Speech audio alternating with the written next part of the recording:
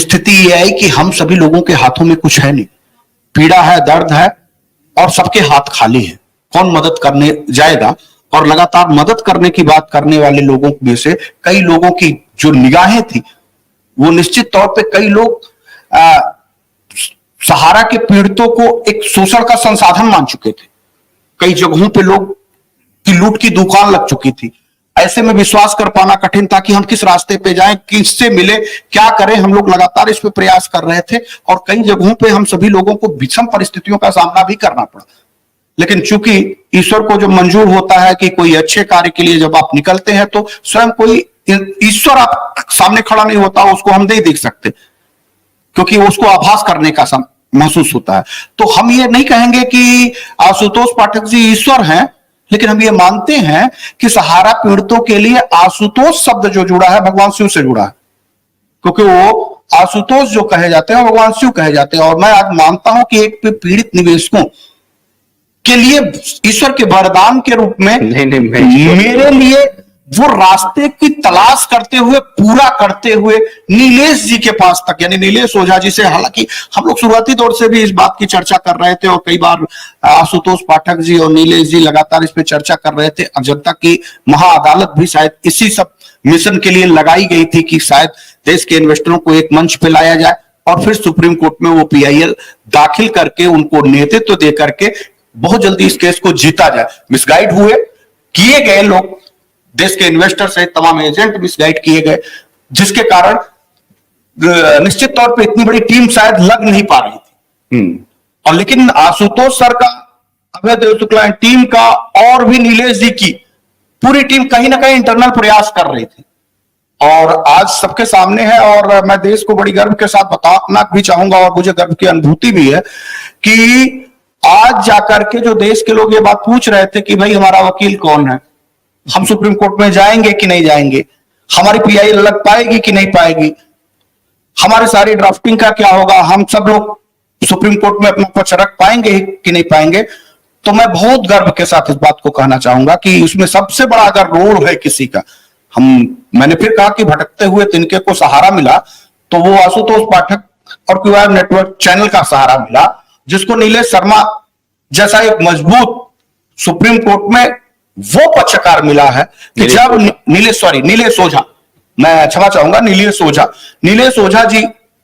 जैसा वो पक्षकार जिस वकालत पेशे से जब चर्चाओं का दौर आएगा, हालांकि जब इन्होंने मुझे पहली बार उनके फीसेस के बारे में, उनकी जो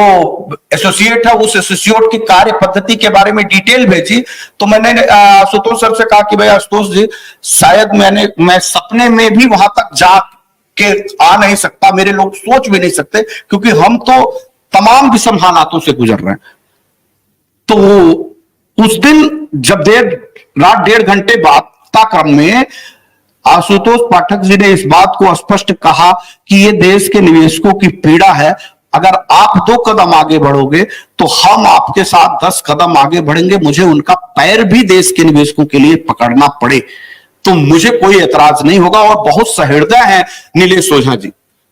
पीड़ितों सहित तमाम ऐसे गंभीर मसलों पे भी मानवीय हृदय के साथ वो वकालत पेशे से ऊपर भी काम करते दिखते हैं। और मैं बात करता हूं और ठीक आधे घंटे के बाद जब आपका निर्णय आया, मैंने अपना स्ट्रक्चर अपने लोगों के बारे में बताया कि हम लोग किसी तरह से लोगों से कलेक्ट करके पैसे का व्यवस्था कर पा रहे हैं। हमारे पास पैसे देने के नाम पे कुछ नहीं हो सकता, लेकिन हम लोग कोशिश करेंगे कि कहीं ऐसा ना हो कि एसोसिएट को लड़ाई लड़ने में प्रॉब्लम है और हम उसको लड़ाई लड़ने के लिए मानक पूरा ना कर पाए तो हम तो उनकी फीस तो उनको नहीं दे पाएंगे। ये हमने इनसे भी कहा और देश के सामने भी कह रहा हूं, फीस तो नहीं दे पाएंगे, लेकिन हमारा एसोसिएट जिस एसोसिएट को लड़ रही है 20 हम कल भी लेंगे भी नहीं, फीस और लेंगे भी नहीं, लेकिन वो एसोसिएट जो 20 लोग टीम यूनिट काम करेगी उसको तमाम सपोर्ट करेंगे और तमाम व्यवस्थाएं जो उनको लगेगी उससे हम पीछे ना रहे, हमारे साथी पीछे ना रहे, इसकी हम लोगों ने भरसक कोशिश करी है। और इस नाते PIL में हम उन तमाम 1 लाख लोगों को जोड़ने का प्रयास करेंगे, जिससे हमारा एसोसिएट जो वहां लड़ने जा रहा हो उसको ये बात का परेशानी ना है कि हमारे पास दस्तावेज कम है, हमारे पास तमाम संसाधन कम है। हम प्रयास कर रहे हैं और 1 लाख, चूंकि 13 लाख लोगों में से हमको 1 लाख लोगों की संख्या इस नाते, क्योंकि उन्होंने भी इस बात को कहा कि ग्राउंड लेवल पे काम करके हम जब सुप्रीम कोर्ट में यह प्रस्तुत कर पाएंगे कि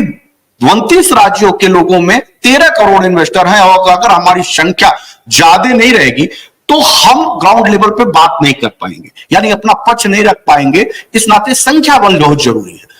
और संख्या बल 2 कारण से भी बहुत जरूरी है। एक तो पहला कि हम वो सारे एविडेंस दे ले जाए, दूसरा कि हम उस संख्या के आधार पे हम अपने वकीलों को कभी ये निराश ना होने दे कि हमको किसी मामले में